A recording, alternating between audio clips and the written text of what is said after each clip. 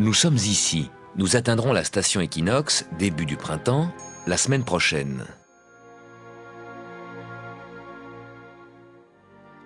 Quand la Lune passe exactement entre la Terre et le Soleil, l'ombre de la Lune se projette sur la Terre.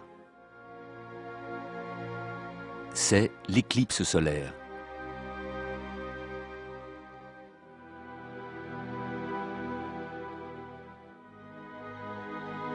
Si la Lune couvre si bien le Soleil, c'est que le Soleil et la Lune nous apparaissent de la même taille.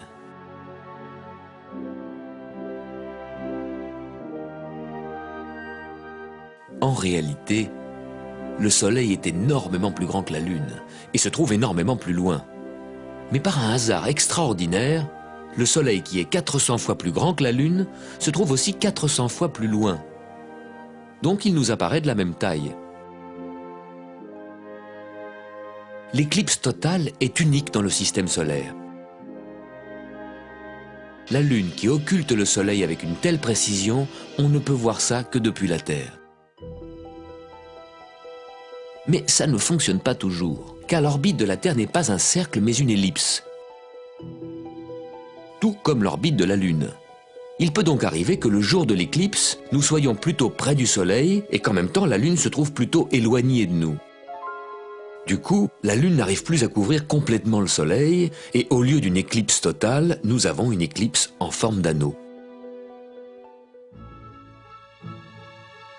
Si les Martiens existaient et s'intéressaient aux éclipses, ils seraient frustrés. Ils ont 2 lunes, mais elles sont trop petites pour occulter le Soleil. Pas d'éclipse pour les Martiens.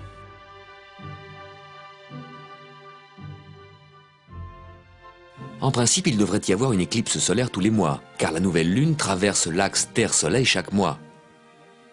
Mais ce n'est pas le cas, parce que l'orbite de la Lune est légèrement inclinée par rapport à l'orbite de la Terre, et l'ombre de la Lune va passer soit au-dessus, soit en dessous de la Terre.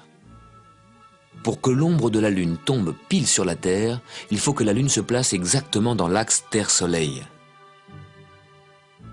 La Lune doit passer au point qu'on appelle le nœud, ni trop tôt, ni trop tard. Quand cela arrive, il y a éclipse totale.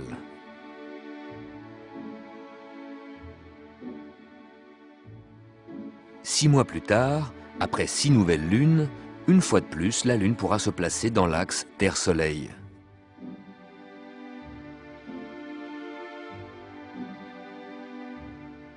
Il y aura éclipse, mais si la Lune arrive au nœud en retard, ce sera seulement une éclipse partielle.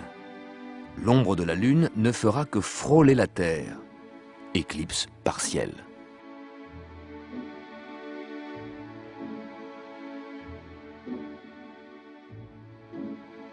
Une belle éclipse totale traverse l'Europe le 11 août 1999, un mercredi à l'heure du déjeuner.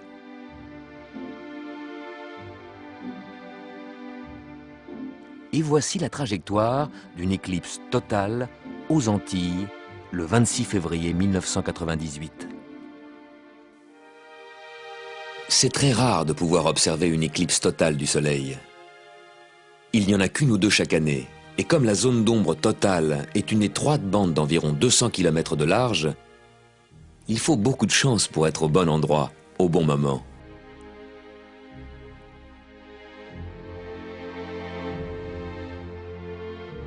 Deux semaines avant ou après cet alignement, il y a une éclipse lunaire, car la Terre projette une énorme colonne d'ombre dans l'espace, une ombre bien plus large que la Lune.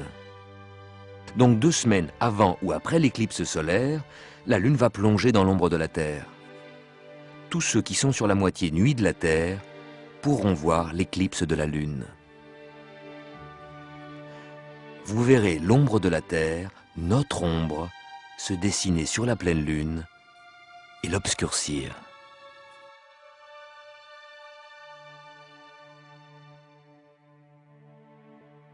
La Lune apparaît chaque soir à 2 largeurs de main plus à gauche que la veille.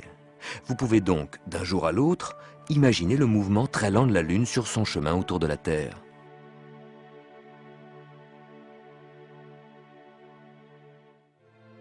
À de très rares occasions, on peut voir le mouvement de la Lune en direct, quand la Lune apparaît près d'une étoile, par exemple près d'Aldébaran. Aldébaran est une étoile lointaine, mais elle peut nous servir de repère pour voir le mouvement de la Lune.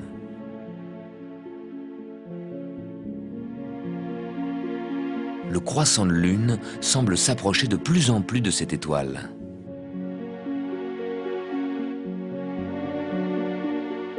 Et tout d'un coup, avant que le croissant les rejointe, Aldébaran disparaît, comme effacé du ciel. C'est que l'étoile a été cachée par la partie non éclairée de la Lune. Au bout d'1 heure et 20 minutes, Aldébaran réapparaît. Si l'on regarde avec des jumelles, c'est comme si un petit ballon lumineux s'envolait lentement de la Lune.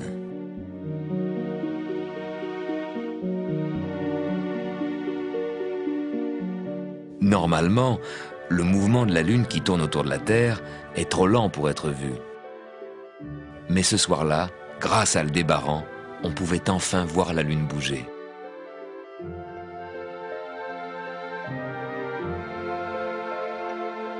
L'orbite de la Lune est légèrement inclinée, alors que les planètes circulent autour du Soleil à peu près dans le même plan que la Terre. Sauf Pluton. Son orbite est inclinée de 17 degrés.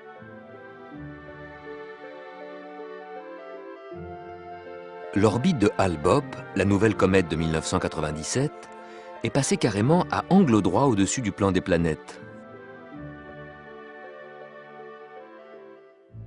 On la voyait donc, à son passage près de la Terre, un peu au-dessus de l'endroit où le Soleil s'est couché.